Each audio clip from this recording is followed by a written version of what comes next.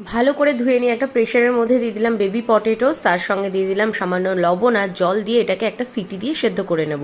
অন্যদিকে সামান্য ময়দা নিয়ে তার মধ্যে চিলি ফ্লেক্স, অরিগ্যানো আর অল্প একটু লবণ দিয়ে এটাকে মিক্স করে রেখে দেবো শুকনো শুকনো।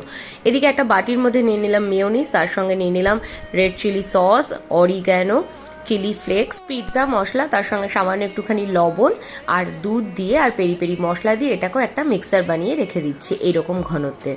এরপর খোসা সমেত সেদ্ধ আলুগুলোকে হালকা করে এরকম প্রেস করে একটু থেতো থেতো এরকম করে নিতে হবে, আর তার মধ্যে নুন আর লঙ্কার গুঁড়ো মাখিয়ে নিয়ে এগুলোকে ওই শুকনো যে ময়দাটা ছিল তার মধ্যে এরমভাবে একটা হালকা কোট করে নিয়ে ডুবো তেলে একদম ক্রিস্পি করে মিডিয়াম টু লো ফ্লেমে ভেজে তুলে নিতে হবে, ঠিক এইরকম ব্রাউন হয়ে যাওয়ার পরে। এরপর ভাজা আলু টিকিগুলোকে প্লেটিং করে উপর থেকে দিয়ে দিতে হবে মেয়োনিজের ওই মিশ্রণটা।